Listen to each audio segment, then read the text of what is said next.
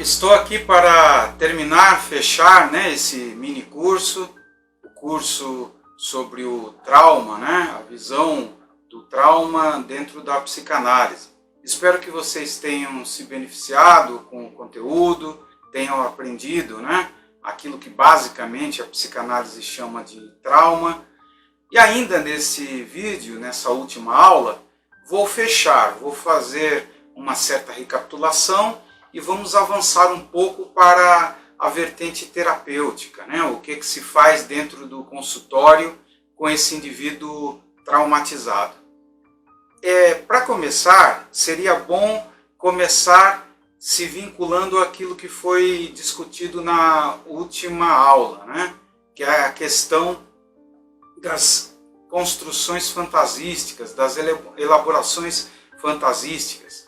Vocês aprenderam que o inconsciente é capaz de elucubrar muitas coisas importantes, para que o indivíduo justifique a sua neurose.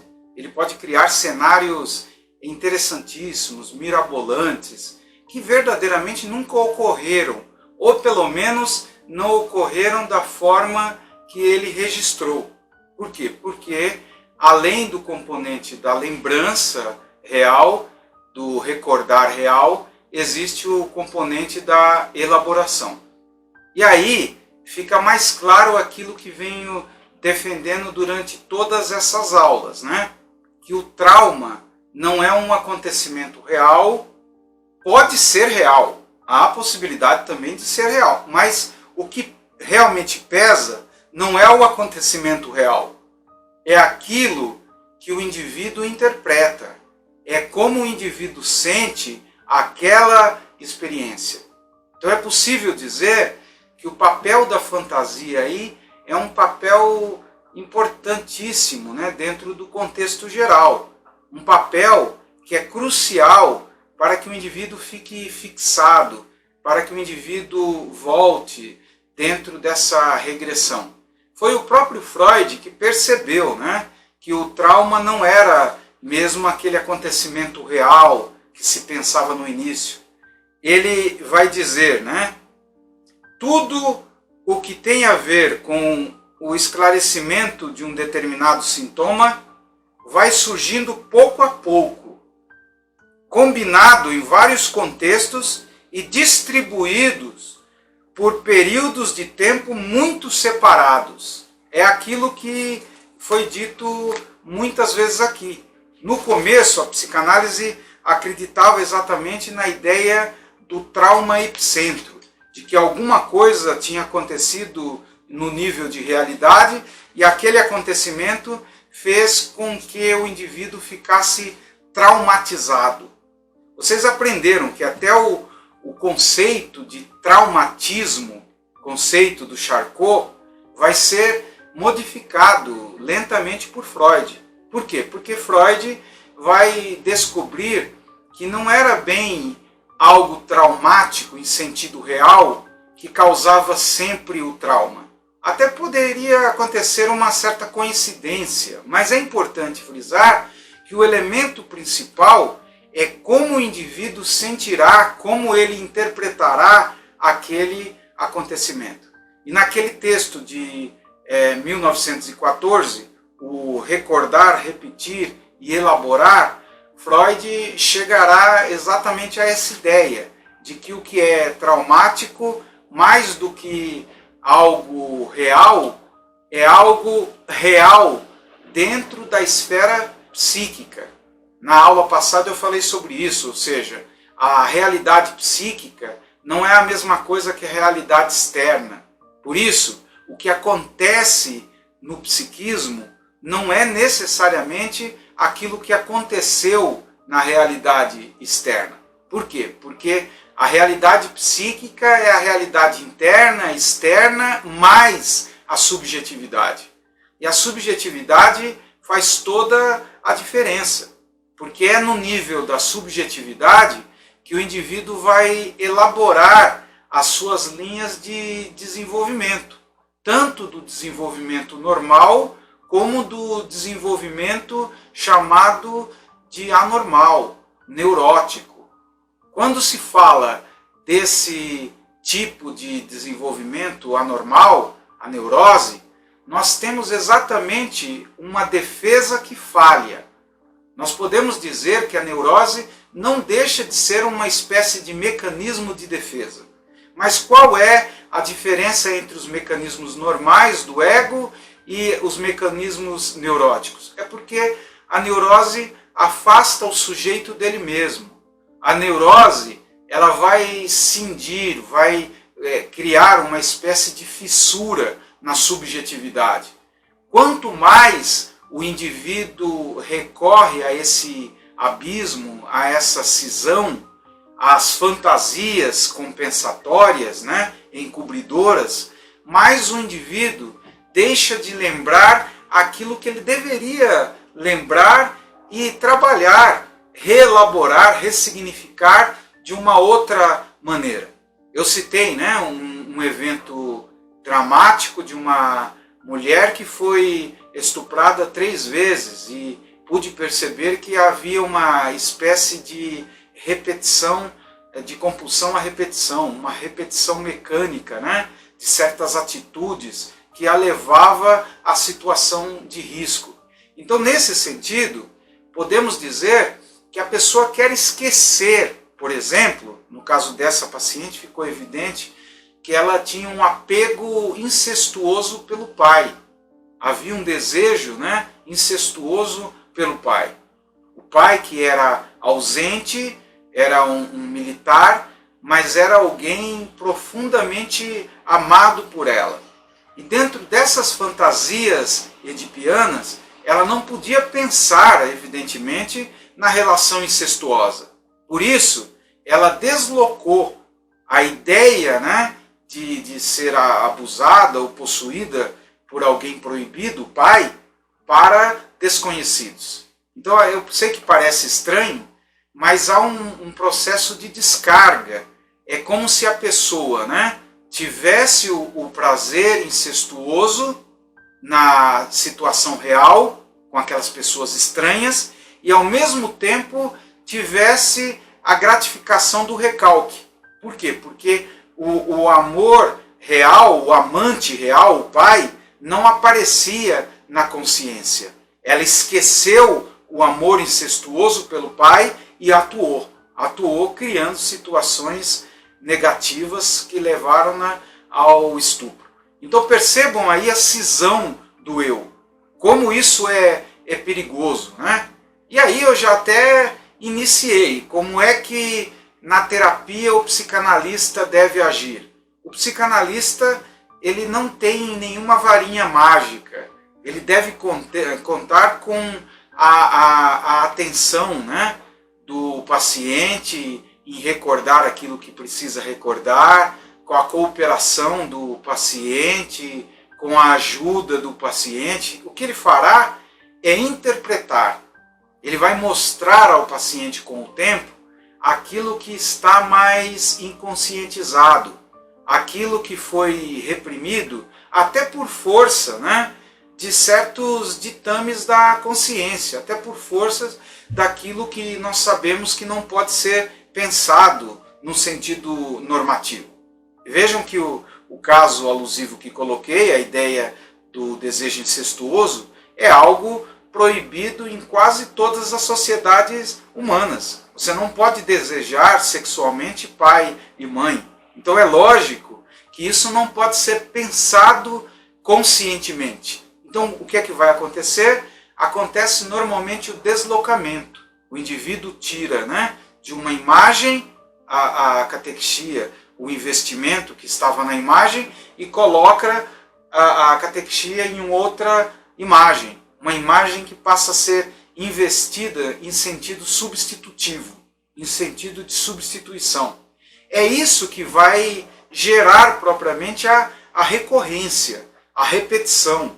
Qual é a coisa mais negativa? A coisa negativa é que o indivíduo se torna escravo do próprio pensamento, da própria mente.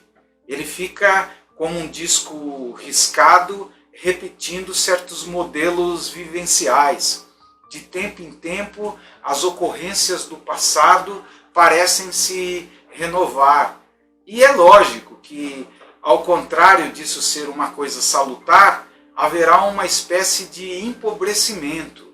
É fato que uma pessoa traumatizada, ela pode ter embotamentos na área emocional, embotamentos sociais, embotamentos sexuais, que na verdade nascem exatamente de cenas traumáticas, de vivências traumáticas, que foram vividas e fantasiadas ao mesmo tempo. Como vocês viram na aula passada, fiz questão de frisar bem isso, né? O trauma é fantasia e realidade ao mesmo tempo. O trauma é construção. O trauma é uma vivência que vai se transformando num estilo de vida. Há um processo chamado de estilização. Essa estilização vai fazer com que o indivíduo viva a compulsão, a repetição, como se fosse o seu destino.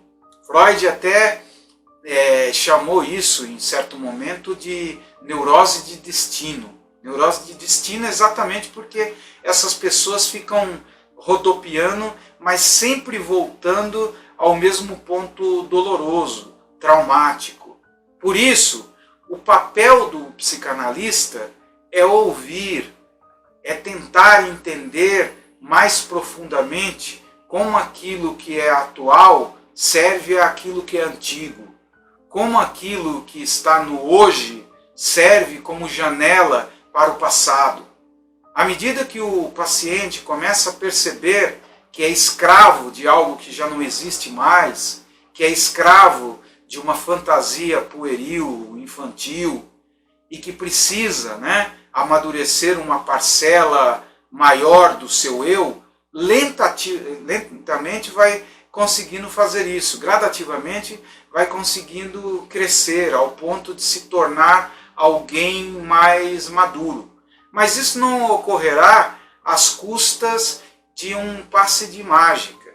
Nós não devemos esperar que o indivíduo melhore repentinamente, Ele vai melhorar gradativamente, ele vai, até o corpo dele vai passar por um processo de dessensibilização. Ele vai ter uma outra forma de sentir o mundo, de sentir o toque do outro, de tocar o outro, de tocar a realidade. Ele necessariamente precisa ressignificar, mudar a forma de ver os objetos, de interagir com o objeto. Isso não ocorre repentinamente. Isso vai ocorrer mesmo às custas de um certo trajeto. É por isso que a psicanálise, diferente até de outras abordagens, ela está sempre muito presa à ideia do tempo. O indivíduo, para ter um progresso, ele precisa passar normalmente um longo tempo fazendo análise. Por quê? Porque não é fácil se desconstruir. Teoricamente é fácil dizer, mas na prática a desconstrução é algo muito difícil. É algo que vai ser produzido por um processo de dor, de enfraquecimento, de perda da parte do paciente. Ele vai ter que trocar uma fantasia pela realidade. Ele vai ter que se ver como adulto. Ele vai ter que perceber que ficar preso ao sintoma não é a solução. O analista não é mais do que um facilitador, não é mais do que um espelho, uma caixa de ressonância que traz de volta para esse indivíduo a sua própria voz, a sua própria imagem. Mas o trauma só deixará de existir quando ele trocar o trauma por um prazer maduro, por algo que ele possa produzir sem culpa. E é lógico que isso se fará às custas de muita dor, de muita angústia, muitas vezes sentimento de ansiedade. Portanto, você que me ouviu nessas aulas, quero que você entenda bem daqui para frente que você não deve buscar esse trauma epicentro, um único momento. Você não deve buscar realidade demais nas situações traumáticas da infância. Não que não haja realidade, é lógico que há realidade, mas muitas vezes o indivíduo é pródigo para criar aquilo que o Freud chamou de lembranças encobridoras. Ele é pródigo em criar memórias, gerar, né, imagens fictícias, que lentamente você vai poder também decompô-las, entender o padrão aí simbólico que se esconde por meio dessas imagens, né? Vejam que na imagem da violência sexual da paciente, que teve, né, 3 experiências traumáticas, ela dissociava, e por bizarro que pareça, ela tinha prazer em acreditar que não era culpada, que era forçada a ter aquela relação sexual com pessoas estranhas. Por isso, né, o prazer mórbido e neurótico era o prazer de não lembrar que o amante desejado mesmo era o pai. Vejam aí a cisão.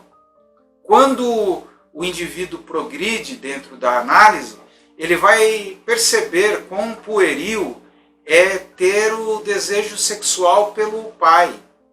E, na verdade, se negar a relações sexuais, relações amorosas com homens reais, emocionalmente, né, abertos a relações reais. Portanto, à medida que o indivíduo vai sendo psicanalizado, ele pode trocar o sintoma por um quanto maior de realidade, por uma quantidade maior de efetividade. É isso que o psicanalista deve proporcionar, uma maior atividade, ao contrário da passividade que faz o indivíduo ficar sempre preso no mesmo, sempre voltando à memória traumática. A desconstrução dessa memória traumática é um processo doloroso que se fará dentro do percurso da análise, né? Espero que vocês tenham aproveitado, entendido, né, bem as aulas sobre o trauma. Antes de terminar esse vídeo, né, eu quero lembrar a vocês que a nossa Sociedade de Psicanálise tem um curso de formação em psicanálise. Então você que quer se tornar um psicanalista, você agora pode se tornar. Não há a necessidade de você ter uma formação específica. Você só precisa ter o curso superior. Então, se você que é médico, psicólogo, você que é filósofo, sociólogo, assistente social, não importa, lida com pessoas e quer conhecer a psicanálise, quer ter um conhecimento técnico mais aprofundado, esse é o momento. Faça o curso de formação em psicanálise.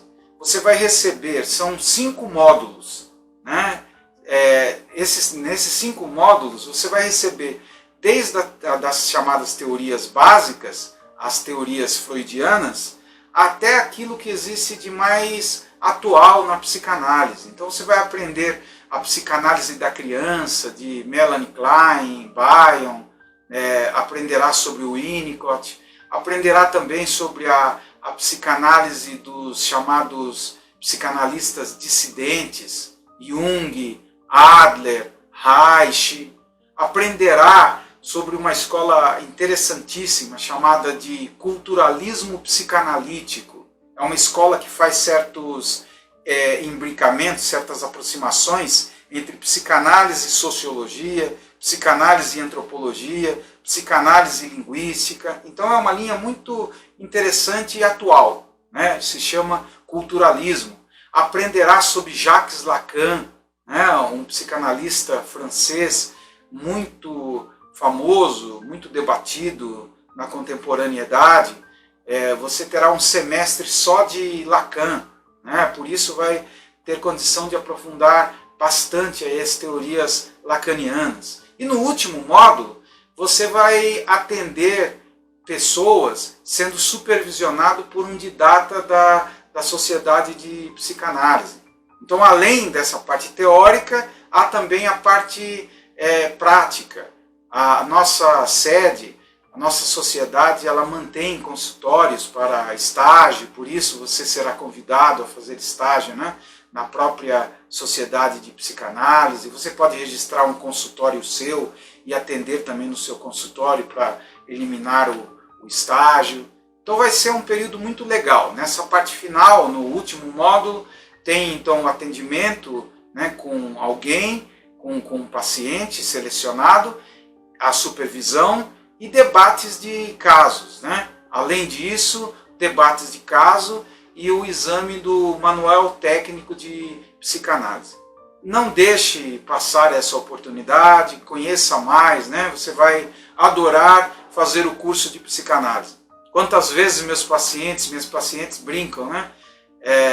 Professor, eu devia ter feito psicanálise antes. Psicanálise ajuda tanto. Alguns estudantes, quando entram no curso, dizem a mesma coisa, devia ter feito também antes. Eu não teria sido certamente um pai melhor, uma mãe melhor, teria acertado mais do que errado. Ou seja, né, aprenda, estude mais sobre a mente humana, aprenda como é que o desenvolvimento infantil, o desenvolvimento do adolescente se faz, aprenda quais as margens para a criação de uma personalidade normal e anormal. É uma grande vantagem, pode acreditar nisso, né? E fechando, se você quiser, né, pedir o certificado desse mini curso que foi oferecido a você, é só entrar, né, nos links que serão oferecidos e entrar em contato conosco. Entre em contato com a Sociedade de Psicanálise e o certificado será enviado. Tá certo? Muito obrigado. Eu agradeço, né, vocês terem me acompanhado nessas 4 aulas e novas coisas virão. Eu estou preparando algumas novidades. Logo em meu canal vocês terão novidades. Um abraço e até a próxima vez.